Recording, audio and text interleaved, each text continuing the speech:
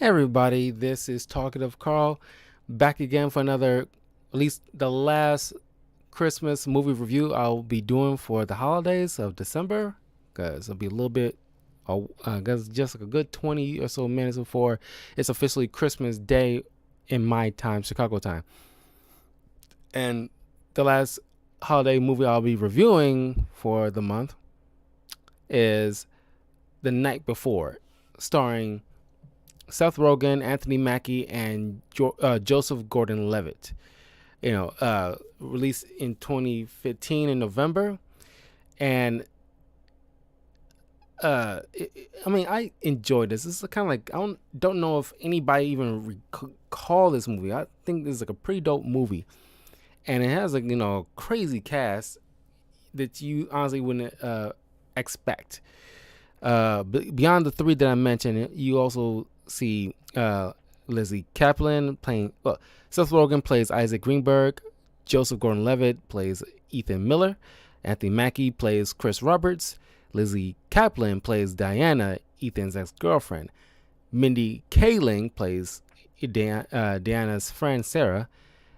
Jillian Bell plays Betsy Greenberg, Isaac's wife. Michael Shannon plays Mr. Green, the drug dealer. Lorraine Toussaint plays Mrs. Roberts, Chris's mother. Elena Glazer plays Rebecca Grinch. Tracy Morgan narrates this film. You see like a little more cameo of Randall Park, who plays Ethan's boss. And there's cameos with Miley Cyrus and Baron Davis, and of course James Franco. Now, I know how certain people feel about James Franco right now. Probably won't get into that. He's dealing with his issues and everything like that. And of course, this is probably prior to the whole scandal. This is years prior to the whole scandal situation. Anyway,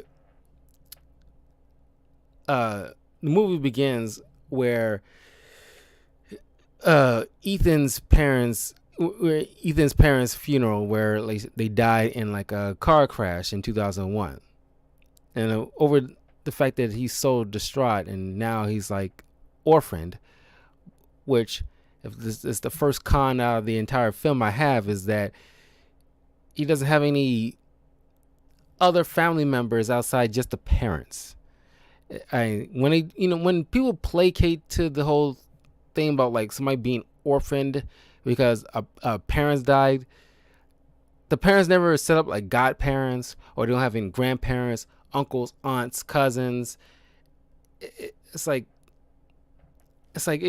never.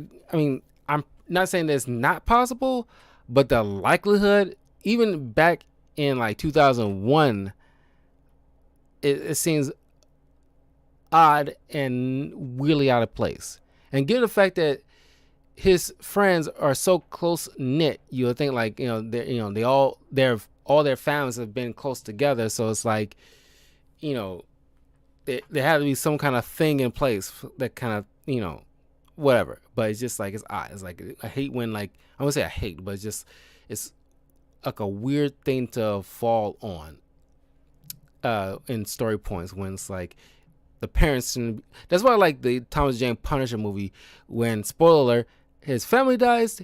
Unlike the comics where it's just his wife and kids, in the 2004 Punisher movie, you get to see an entire family of the Castle family in a family reunion get executed, so that he's actually is alone. It's not just because that's the thing. Even the comics don't touch on. He should have other family beyond his wife and kids, and it should be like something similar to this for Ethan. And then, of course, this movie is directed by Jonathan Levine, who also directed like Snatched, Long Shot, Warm Bodies, actually, 50-50, The Whackness, All the Boys Love Mandy Lane. He also directed some television shows like Rush and 9 Perfect Strangers. So Yeah, he has some bits under. Had some bits of experience for directing underneath his belt, but very few that I even recognize. But anyway, uh, they started this. The friends started a tradition just to make sure their buddy's never alone on Christmas. Every Christmas Eve, they always go out and have a good time. But as years went on, Isaac, got married, got a baby on the way, and Chris, he started playing in the playing football professionally. So it's like, and he's starting to get, he's like got fame and everything like that. So it's kind of like, Ethan's kind of feeling like left out because he's still doing dead end jobs, and he's a struggling musician. You see him playing like guitar every once in a while, but and piano, but he's making music that as later on Chris will point out, that nobody listens to, or at least haven't heard. So it's kind of like he's in a rut, because the whole situation with his parents. He has an arc where he has to learn how to.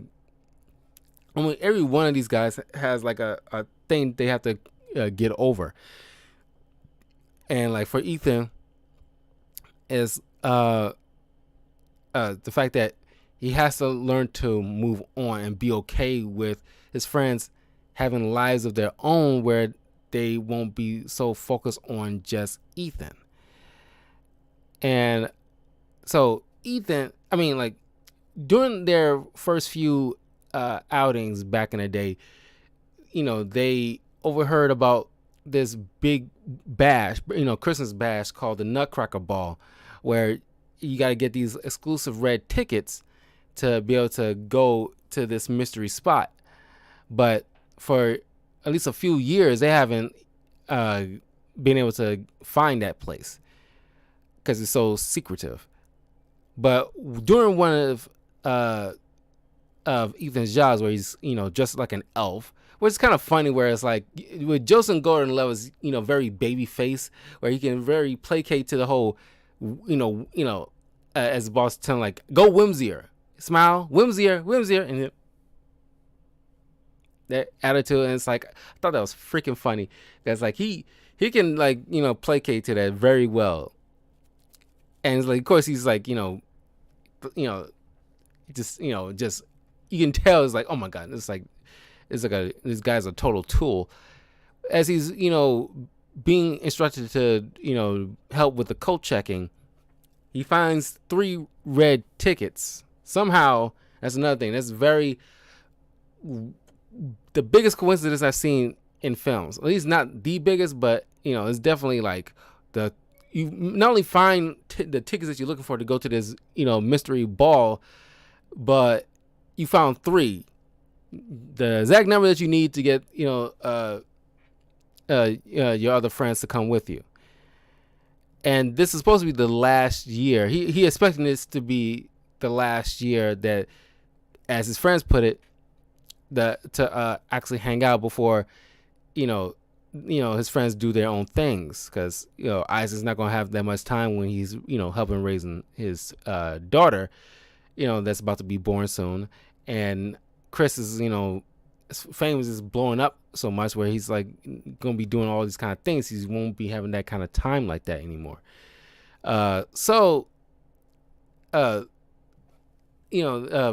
Isaac gets changed and calls the number from the tickets, instructing him that they will get the information about where to go at 10 p.m. that Christmas Eve night to head to the bash. So he heads to Isaac's place, and it's like a little funny exchange where his wife is obviously clearly pregnant, but the way he's just pointing like about her belly and everything like that. He's trying to be nice, but it's like, it's not in a way to talk with a pregnant woman. It's like, wow, you like blowing up. It's like, dude. And it's just funny. It's just the way like Joseph's doing the whole bit and everything like that. Just the whole awkwardness about it. And then Chris shows up and probably does like, oh man, you look so then. It's like, I can barely tell you're even pregnant. It's like, yeah, that's how you talk with a pregnant woman. And it was like a funny moment where like Isaac is looking at a friend's twin daughters having a conversation, and because like they're like Catholic, and they asked them, they're creepy little twins too. They was like, it's always twin girls is like always the creepiest, but uh Isaac mentions that he's Jewish, and they just goes, kids say the darndest things. You look funny. Like, I look funny. You ever seen The Shining? It was just a funny little moment. Of course it's in the trailer. I do remember this part being in the trailer, because that always kind of cracked me up. That kind of draw me in. But I don't think I ever went to the theater to actually see this movie at that time. But man, I kind of wish I did. This movie was like this is actually a pretty dope movie. I really love this movie. Then as they about to leave, as grateful as Isaac's wife is being, Isaac think as grateful as Betsy thinks Isaac has been doing throughout the whole pregnancy, reading up all the books and doing all this stuff, going above and beyond to make sure everything is going smoothly with the pregnancy. She thought, like, since they're going to be there final night together, she wants to reward him throughout his efforts, going on Craigslist and getting all these little bits and pieces of different kinds of drugs for him to just have like a big party, just like one final hurrah kind of situation. So you see like a little box here with like with shrooms, a little small vial of cocaine, one joint of weed, and it's just like, wow, this is like, it's like a cool wife.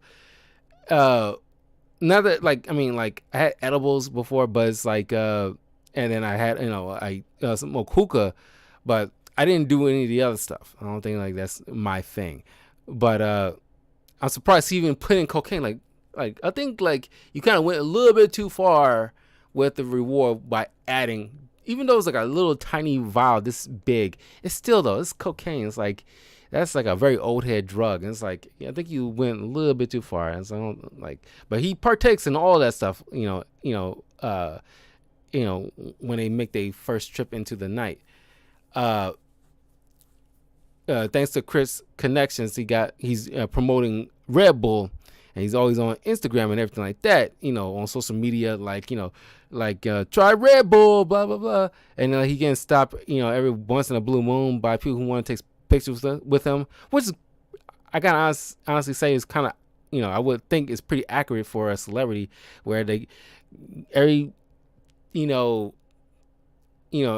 every other handful of blocks they get stopped to get pictures taken and stuff like that when they get recognized, I assume.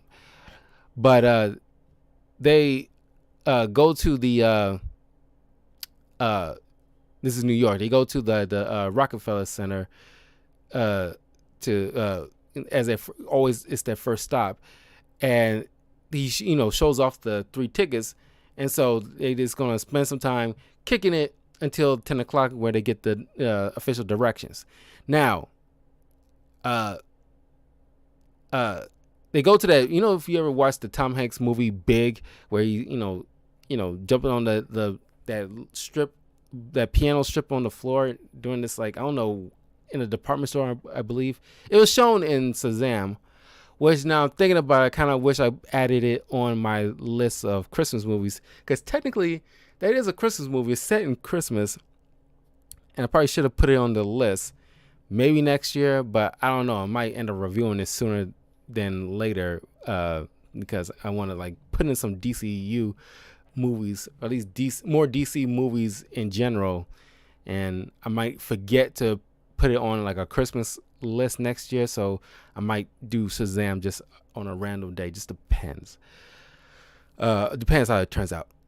But there's a cool little moment where like they just doing this like singing and dancing, just getting night started, and while they going off of this Chinese restaurant, Chris get a call from one of his teammates who's like the younger big time kind of athlete on the team, Tommy Owens, played by Aaron Hill, who's obviously play like the jock smuck, who requests Chris to pick up, if they go into the Nutcracker Ball like they are, they want him to pick up some weed for them on his way over. And of course Chris agrees because he wanted like be on the little in crowd, like the popular group kind of situation, just to get in their good graces. And so they end up contacting their old high school drug dealer, Mr. Green, played by Michael Shannon. And Michael Shannon's like great in this. It's like he just had this like that matter-of-factly monotone voice that kind of like just makes those situations with their interactions so much funnier. It's just that and it's kind of like he plays like a guru to them. It's kind of like they're he's like a very devout guy, despite him selling drugs. He's been selling drugs to kids since high school kind of situation. But it's just like a moment where he's like convinced Chris to smoke some weed before they do the exchange, and he does this in his face. It's like because he doesn't feel anything. It's like you are feeling something. You're in the present. It's like, does you feel it? You're in the present. And he keeps doing this. And it's like, what the fuck is he doing? And it's like the whole, like he mentions when he leaves at the car, it's like the whole entire experience was just fucking weird to him. But even before that, it's just like crazy random stuff was happening where it's like somehow, because it's like, I don't think I gotta re-look at it again because I keep forgetting to check for that, because they trying to wait for like a call from Mr. Green while they waiting outside their old high school, and like a payphone rings right next to them, and they don't recall that thing being there the whole time. And it's like, I don't recall that either. And then all of a sudden, like, as gross as it is, Ethan picks up the phone and says, like, he's told that Miss Green's out front, and like they see like the car, his car right across the street from him. And it's like they haven't even noticed that car being there; it just was there. It's kind of like it's very spooky moments with Mr. Green. You'll know why later. And so, on the way to after they get the weed, they on their way to the next stop where they like a bar where they meet up with Diana and Sarah, who they having like a conversation. And Diana was Ethan's ex-girlfriend, who they broke up because Ethan wouldn't commit. And you get a funny moment where like Elena Glazer's character, what was it, Rebecca Grinch, bumps she goes up to Chris, who claims to be a fan and everything like that, and they end up having sex in the bathroom. And as they leave, because at this point Isaac's tripping balls. He's like taking all kinds of he's taking like damn near everything in that box, and like he's like freaking out, and like the drugs is reacting, and like he's like making a FaceTime recording on his phone about how like he's don't think he's ready to be a father. He feels like he's gonna screw up. This whole thing is gonna be like a whole mess. It's like all this stuff while he's tripping, and during the whole deal, him and Sarah end up taking each other's phones by mistake. Now as they heading to as they like taking a ride to their next stop, it was like a funny moment where like Chris realizes that the weed is gone, and that girl took it. That was like a funny one when like I'm about to say Joseph, Ethan just balls out laughing. Because I crack out too. It's like the fact that she pretty like jacked your stuff. It's like the way he said, the way he talks about like she took my stats while I was hitting from the back, something like that. But then they finally caught up to her as he confronts her, and she as he explains earlier that I'm not a Chris's person, like like I look up to places like the Sticky Bandits and Hans Gruber as her idols, and she's like wants to be and that's why her last name is Grinch, because like she just like the people who looks upon negatively on Christmas, or at least done things negatively on Christmas. And like as she steals his weed again, and as she's running off, she throws these like Matchbox cars on the ground, and he slips and falls straight up out of Home Alone. And you hear Anthony Mackie scream, "She Home Alone, B!" And it's like, Chris wants to chase her down, while Isaac is trying to chase down, Sarah to get his phone. Because they end up having to like call Mr. Green again, but this time since they're closer to Chris's mom's house, which he's been avoiding because he doesn't want to get shoved around, hugging old people and taking a bunch of pictures and all that stuff. It's like too much for him. He just wanted to do his own thing. But they had to stop at his mom's house to play, GoldenEye while they wait on Mr. Green. And then Mr. Green talks to Isaac this time, and after smoking some more weed from him, trying to mellow him out, he gets a hallucination about like his confronting his fears about like what if he's worried about raising his daughter poorly, and like you see this hallucination that she's growing up to be like a stripper, and like his wife is there and saying like, wow, you really fucked her up. And then he comes to, and then Michael Shannon's like, here, you need to give me $100 and get the fuck out of my car. So it's like, this whole thing is funny. So as he coming back into the house, and he's making a bunch of noise and waking up the mother, and they have like a little meal together, and she tells Ethan that Christmas is a magical time of the year where you can things can just magically happen.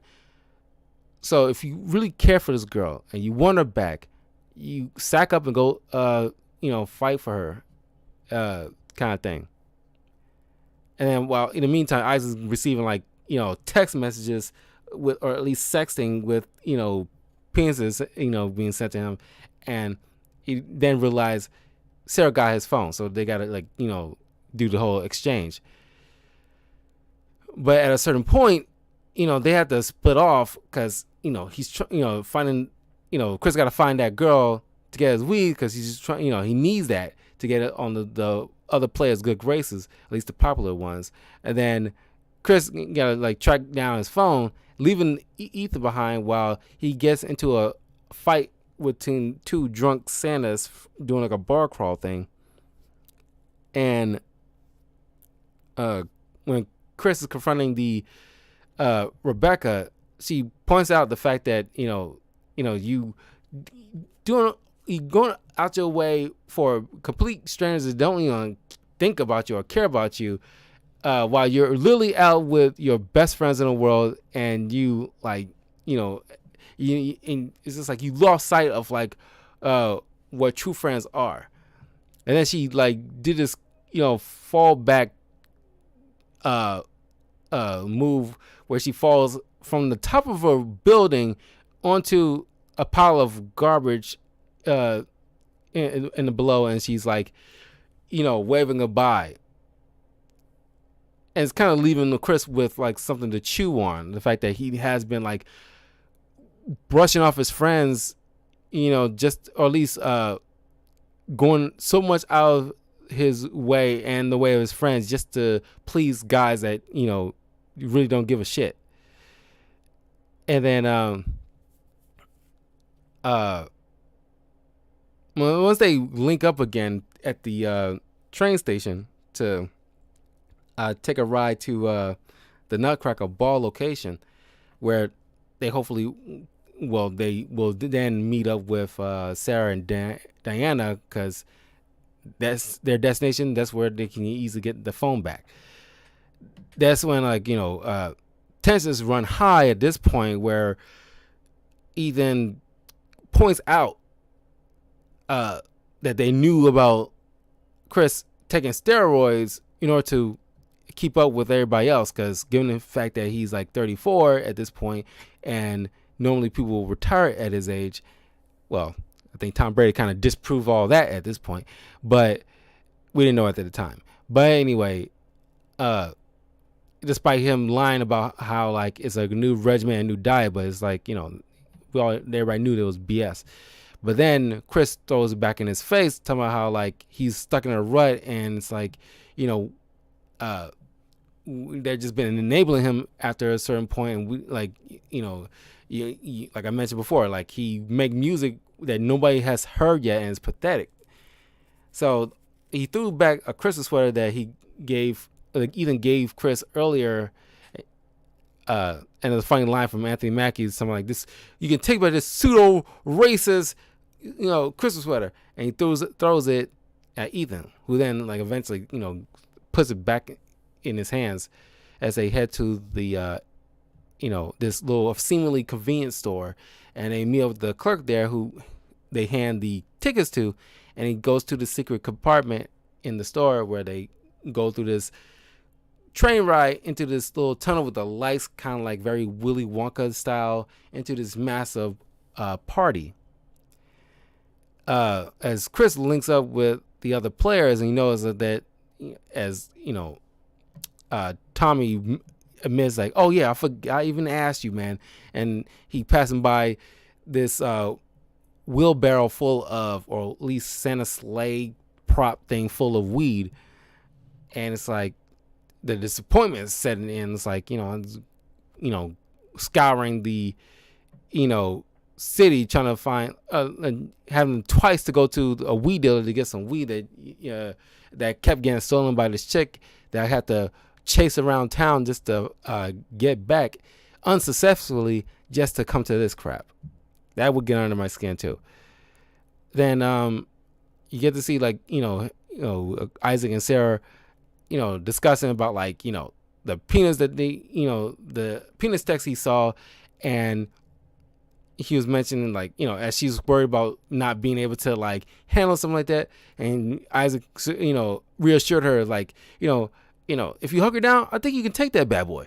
And then here comes like James Franco, because like the name James kept popping up with the penis, and you didn't know until like James Franco, and this is at the time when James Franco and Seth Rogen was like super tight, and it's a shame really, because like given the fact that what James Franco recently has been, he's been out of the spotlight for 4 years. I didn't even realize it's been 4 years. That's the entire term of, not the entire term. It's like half Obama, half Trump term of service. No, I mean, screw that. No, because this is still during no, I'm thinking of something else. Yeah, this is like a full 4 years. That's a full high school term of him being gone, and during the meantime he's like been working on himself, of course, and not excusing anything he's been doing, given the fact that to some people he might have been, maybe you would like to hope it was like subconsciously taking advantage of his students in his acting class thing he had going on. And they weren't like underage or anything like that, but it's just like, it's not as cut and dry like Weinstein, but it's just still, bad. just not bad enough to land him in prison kind of situation. But yeah, it's complicated. It's, like I said, it's not cut and dry. It's he only recently came out with like a statement in like a interview and stuff like that. And it's like, on some level, if I'm perfectly honest with you guys, on some level, I feel actually a little bit bad because he's not like completely cut and dry evil of a person. It's just like a very poor decision on his part. Like obviously he should have known better, but it's, whatever. But in this at this point in time, we didn't know anything like that, or at least that didn't even transpire yet. But it's still a funny moment when like James Franco is like pal around after he realized that, at least when Isaac admits that he saw the text messages and his penis, and it's like he doesn't seem like grossed out about the whole entire thing, and they just all pile around dancing together, all three of them. But then like you see like a soul hints that Sarah feeling like she feeling like left out kind of situation. It's just funny. Then Ethan bumps into Miley Cyrus at a bar, who convinces her to like do this thing where he proposes to Diana, who's there, and she says yes to everybody, but privately she renounces it because she didn't want to be embarrassed in front of everybody, and points out he only did that so he won't lose his friends. He walks away ashamed until he eventually meets up with Mr. Green, who says like he runs this ball. He started out small, but then grew into like because he got inspiration from the Great Gatsby book, and he points out that he has some true friends and they actually do care about him. The three boys reconcile later and meets up at the hospital where like they think like Isaac's wife is in labor, but she's not. But he confesses to her about like the recording he made, and she confesses to him like she's worried too. Like she understands, because he's worried that she might end up leaving him after seeing something like that. But it was a nice little moment where he actually can be honest with her, and she can be honest right back. Then Ethan goes to Diana's house where she's having Christmas with her parents, where he confesses that you're right, and he tells her like I love you, I want to like finally grow up and like be serious with you, and that means I want to meet your family. And like they go in where they meet her parents, and like a year later when like they all together, the baby is born, and like it's like Ethan has like a much larger family now, and not much has changed. Yeah, and that's a pretty good movie, honestly. Like some jokes might fall flat to some people, but I honestly think like if you give this movie a shot, you might like it. It's not your same old kind of stuff Rogen movie where it's like all totally drug related like Pineapple Express, but it's a dope movie. But yeah, it's officially Christmas now, so Merry Christmas, everybody. I will see you guys a little bit later as I play some Overwatch, and that ends my December Christmas movie reviews. February I will be doing like a few rom-com kind of movies for Valentine's Day stuff, so look forward to those. I might throw in a couple of Black History Month type of movies for at least for the month of some good black led films for the part of February for Black History Month as well. So look forward to those in a couple of months. So Merry Christmas.